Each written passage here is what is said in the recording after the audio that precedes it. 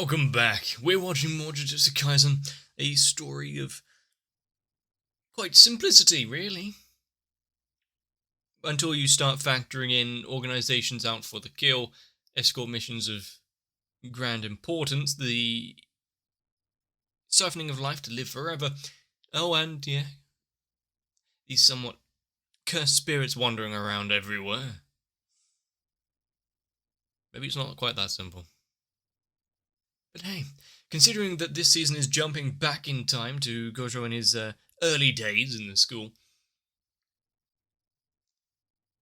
we should be in for some fun time. Exactly what and how it all interconnects, we might find out. Whether or not it's actually going to focus on later elements and how things actually turned out from what we've seen in the movie in season 1, who knows? But from what I got for the first episode, there's probably going to be a few good reactions that we're going to see. They're not taking this all too seriously, are they?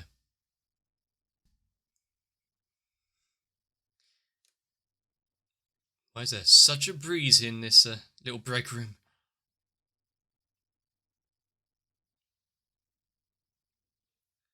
You can't go wrong with a nice cup of tea. Is that a rooibos? I mean, make the most out of your situation.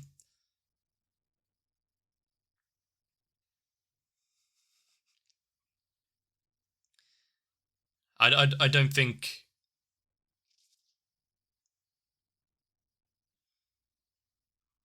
I don't think he's offered a cup of tea. I mean, out of all of the cursed spirits that could have been used, that one might be the best at making them cave in.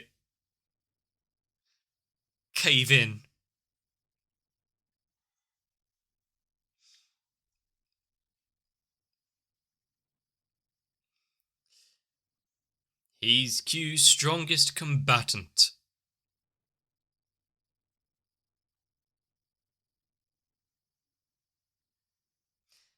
And it looks like it wasn't even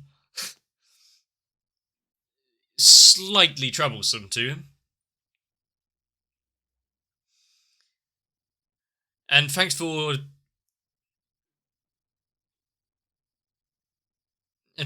showing off that it is the strongest combatant, therefore don't need to be fearful of anything else.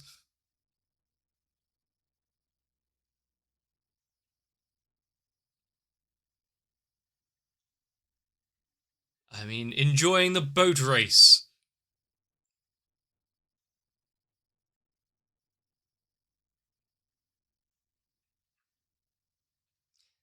I mean, he has time to go and attend this place, so...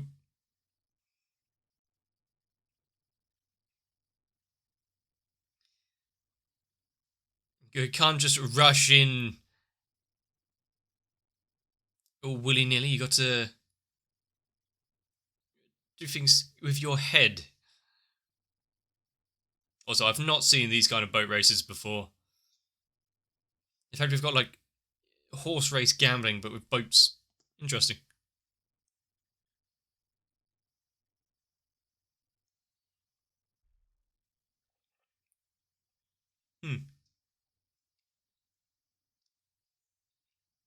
Looks like he's getting lots of money.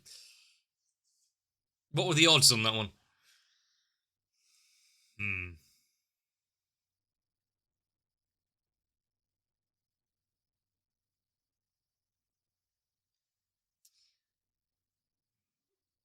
Megumi? Does he even remember the name? Was it Fushiguro? Yeah, there we go. A name we've heard before, especially if you've seen season 1, but also... I can't remember what the name of the dude was that was mentioned, or the family was mentioned in the first episode.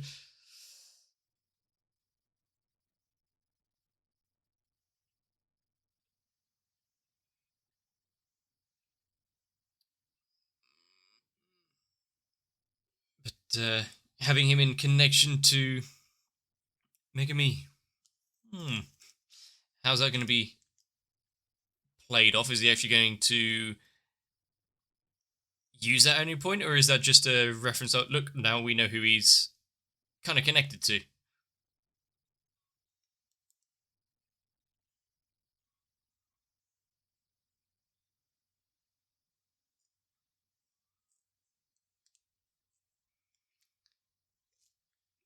Do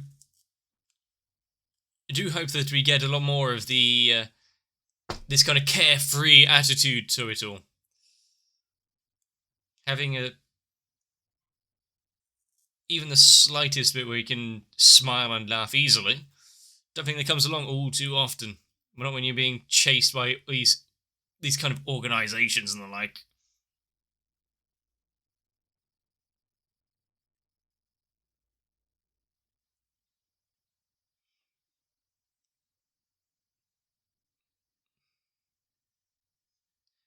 Get it to it. Well, she did. Wait. I think I get it. But after falling out of a building, being attacked, and what a way to wake up. She's got good instincts, that one. I mean, if they wanted her to die, then would have taken the opportunity while she was asleep.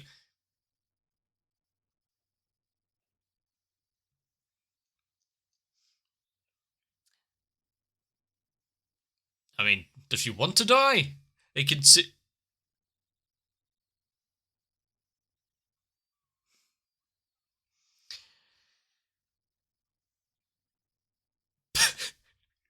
They're doing a good job at making sure she's protected.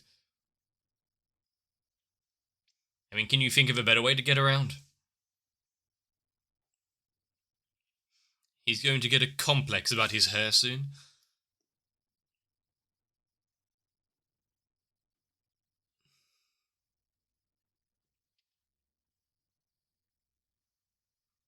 I wish I didn't see that.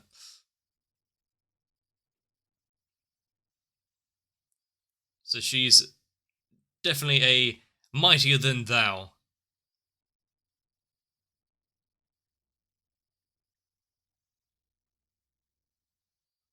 Okay.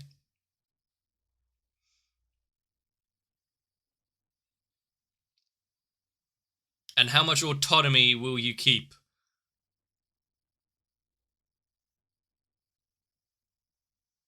I do love how they couldn't give less of a shit.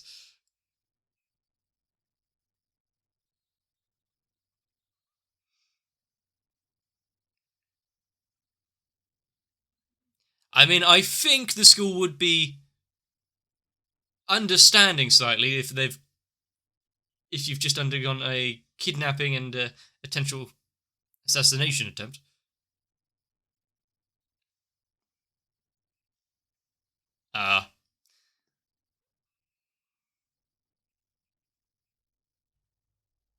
Fulfill all the demands.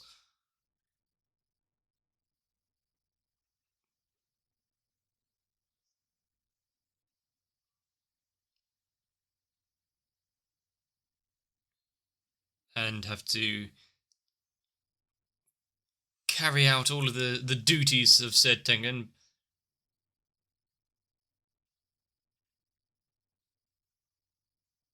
So give her as much of a normal life now as possible. Kind of sad if you think about it in that way.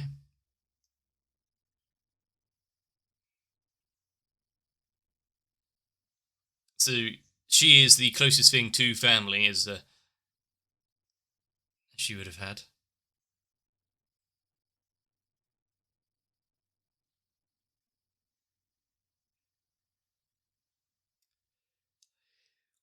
He's so good with his words. I think I said it before in the previous episode. Oh, about that.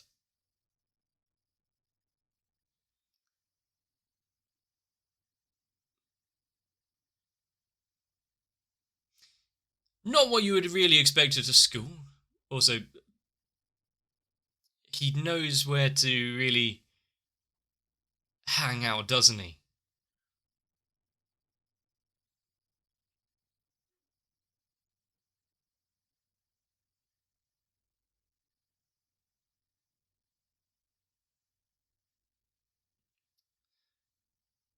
Right. So we got 2-day time limit, 250,000.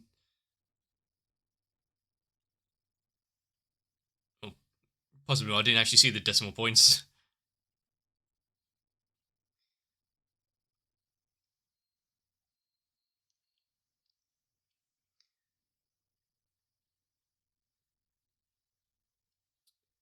So what? I think right now her safety overrules her personal wants about her friends not seeing them, but still.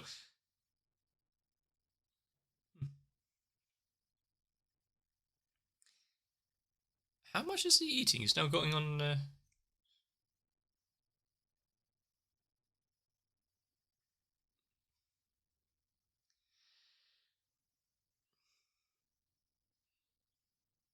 Ah.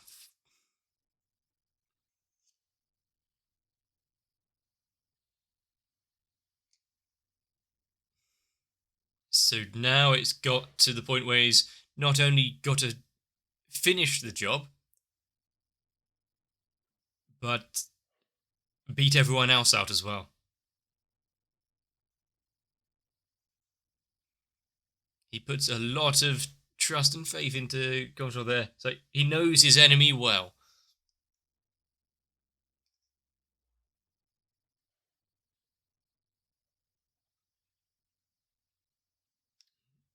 Is that showing his luck is changing?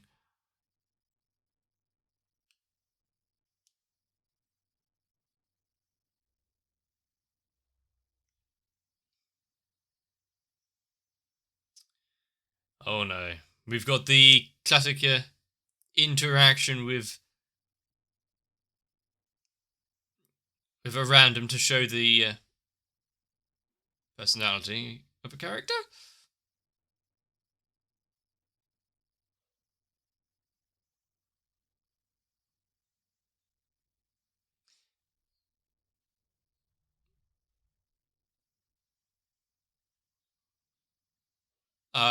Of course, he's not fighting against them. He's the one that put the bloody order in. Did he need to walk through it?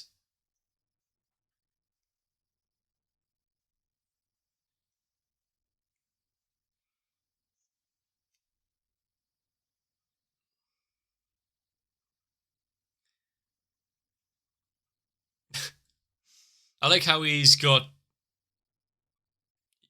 usual kind of worries. Ah, damn it! I've lost the boat race and the.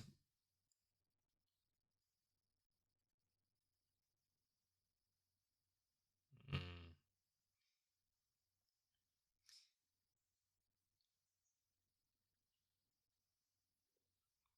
Actually, I thought the episode was going on longer than that. Got quite a few minutes left. That might be where some of the curse spirits got exercised.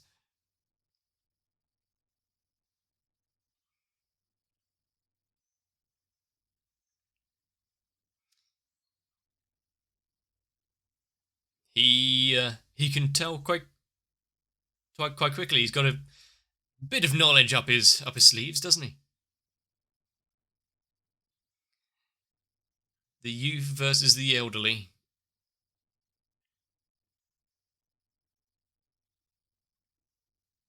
Does he think he doesn't have any sort of battle experience?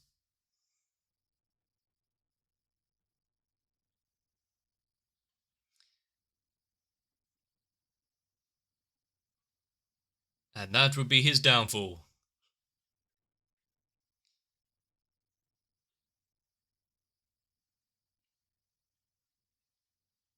I don't think it's going to go quite as planned for him. The whole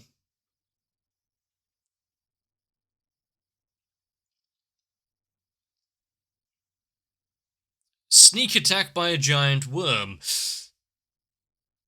Let's see how he handles close combat as well.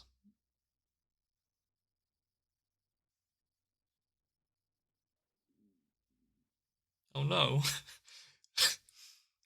What kind of cursed spirit does this? Gives him memories of the past. I'm guessing that's his old papa.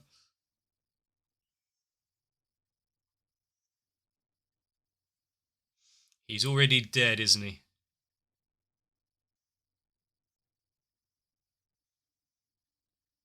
Hmm.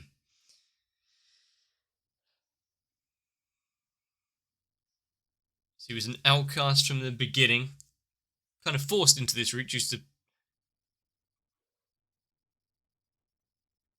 Uh,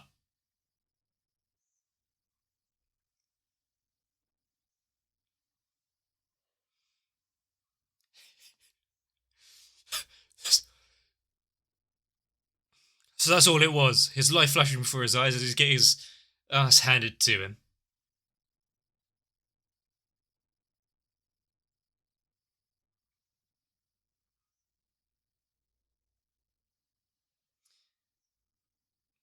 Just get a few bits of information from him. Maybe we'll be a step closer to seeing how many more out there are, or how he found out the information.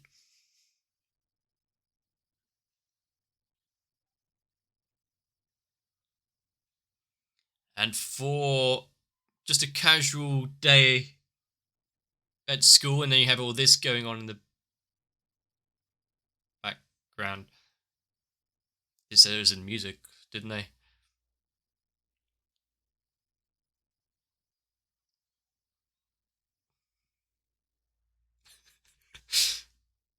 Well, looks like there's going to be a few words of gossip going around for, oh god, he's hot.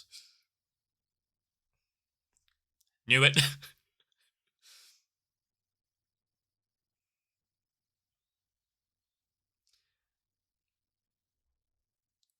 Does he have a pass to be walking around the school telling this? Jenny.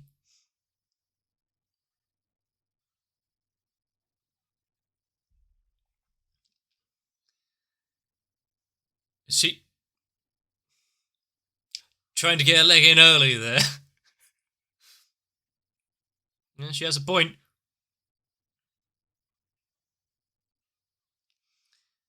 And he actually managed to sneak away while they're fighting amongst themselves. This is a... He's carrying her like baggage. I guess his abilities would make it easy to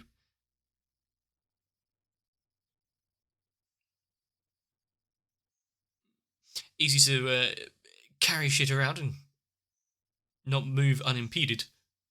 Or move unimpeded.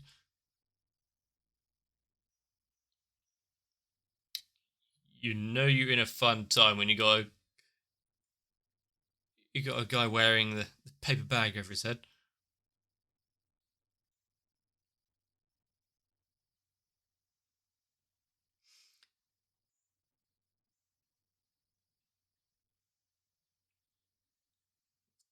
She has a few skills herself. A battle maid being shown off here. I mean, that was below the belt.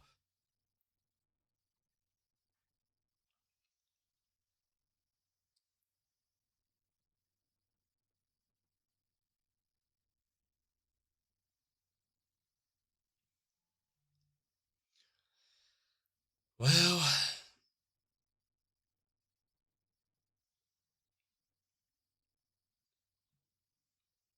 why does he have a voice filter like that if he's wearing a paper bag?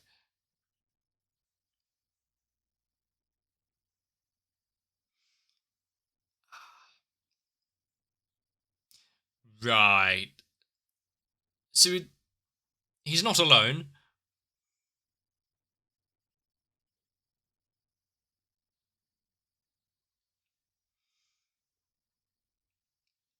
Are they all puppets, but not... I like you can see it in the reflection as well.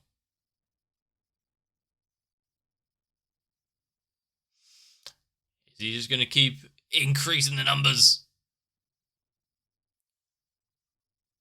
But this is Gojo is going up against. I wonder how much fight there's actually going to be, considering we've seen what he can do, how powerful his abilities are at the minute, so using others around him as the catalyst of this battle. Achilles and a tortoise. Yeah, I'm not sure about those particular fables or anything.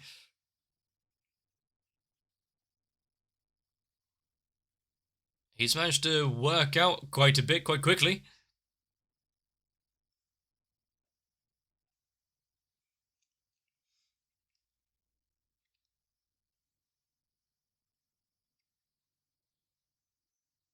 I mean, deduction.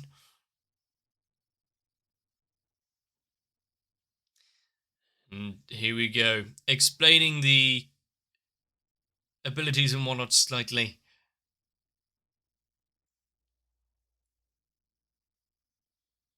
We've seen what he can do. Take the movie, for instance. But at what stage could he pull off all of this shit?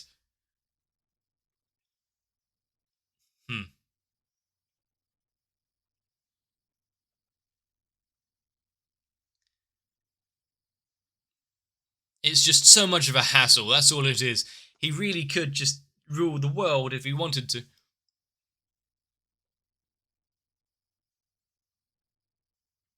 I would take that advice, but what's she supposed to do?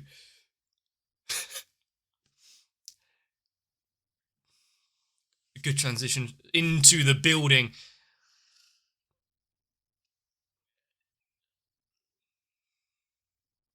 I mean, are we really showing too much too soon for him?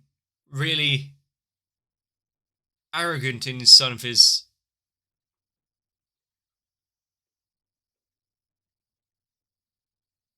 uses here. Okay.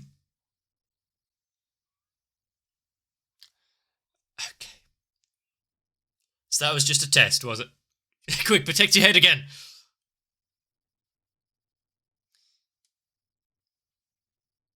So he hasn't mastered the arts of his abilities yet.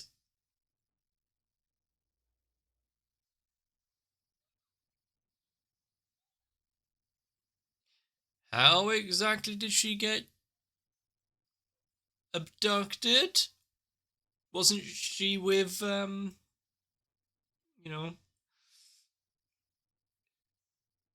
Mr. Smiles and Weird Bangs himself?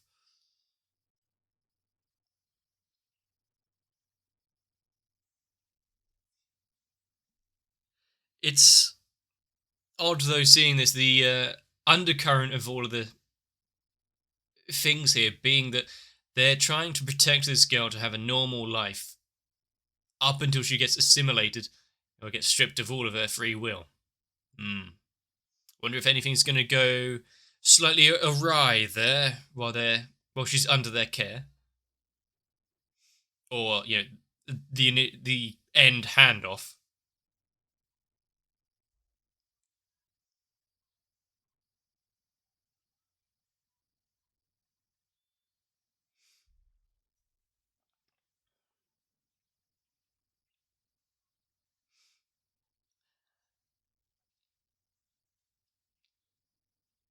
We saw quite a lot in this episode. A bit of fighting like we usually get, which I enjoy. There is a fair few faces, and they're mainly revolving around the girl. And she is going to be quite rightfully annoyed for quite a while throughout all of this, considering her life is being somewhat interrupted thanks to attempts at her safety. But like the idea of we've got this guy whose entire plan is just to keep sending chaff at them, slowly wear them down, see what chinks in the armor there are, and that's well, eventually he'll show up and try and do the job himself. But there's no need to go in straight away. No need to show his hand. Got to play things a little smart. Plus, he gets to enjoy himself at the boat races. Still, so very worried that about this character, considering the choice of VA. Considering you've got Takasugi himself, or if any of you might have heard of a small thing called JoJo. Might be a voice in there somewhere.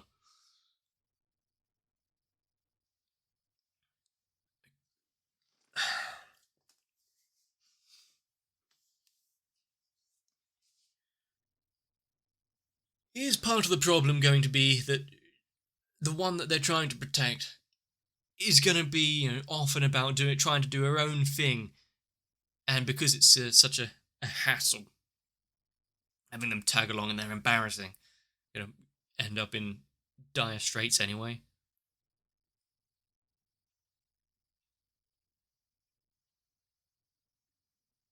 I do like that we are seeing both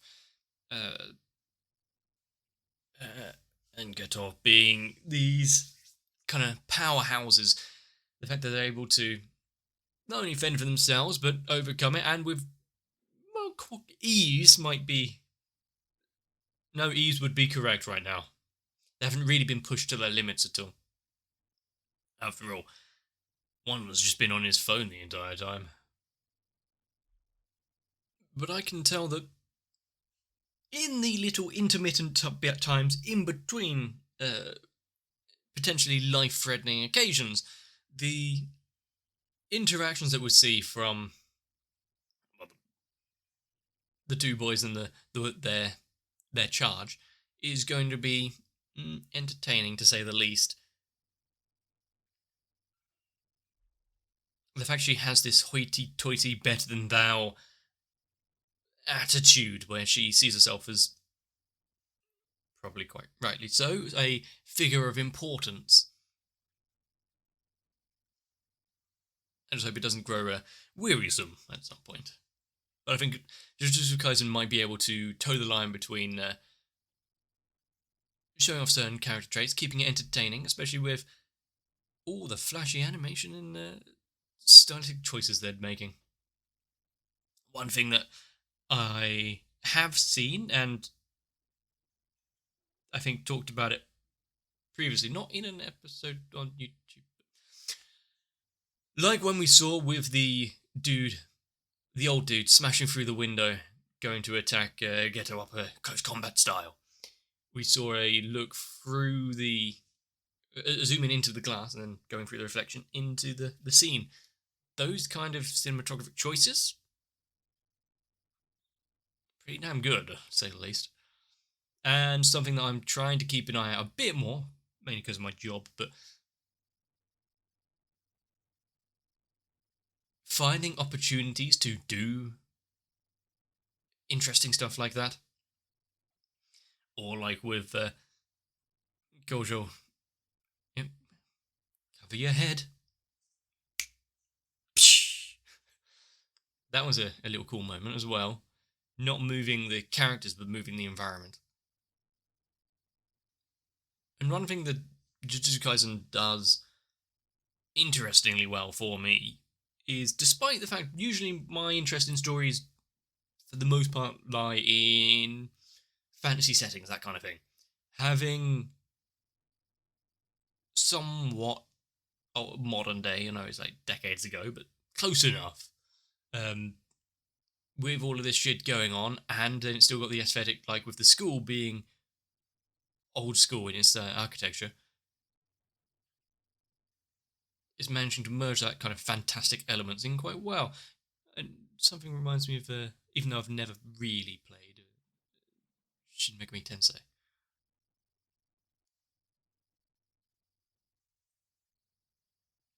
Persona I've played a lot of, but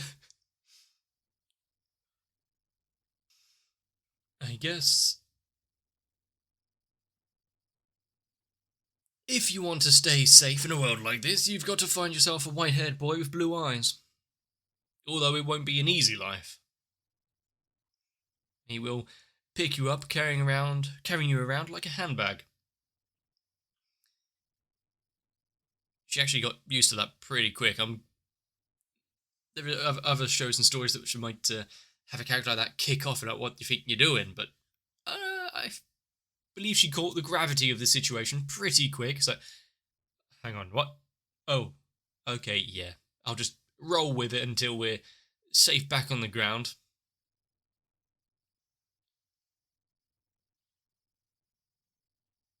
How much is she actually going to have to put up with? We might have to find out. If you've enjoyed Jujutsu Kaisen, let me know. Leave a like and a comment down below with your thoughts. If you want to make sure not to miss out in the future, or if I've done anything entertaining, consider subscribing to the channel. But for now, get yourselves a bit of rest. Hopefully you don't see your life flash in front of your eyes all too soon. Even if we do get to meet lost pets. I'll see you in the next one. If you want to be one of the ones gatecrashing my music lessons, ingratiating yourself with my teacher and my friends, consider joining onto my Patreon, because the bodyguard duty of keeping my channel alive is solely at your feet. So I do need to thank Noku, Raywin, Sal, Trayvon, Shiwan, Akane, Guado, Tori Jane, Kite, Light Wizard 91, Mega 42, Diego Zenhausen, SZ9870, Croyville, Maxwell, and everyone else for putting their minds on the line. Because you obviously have to be insane to stick around this long.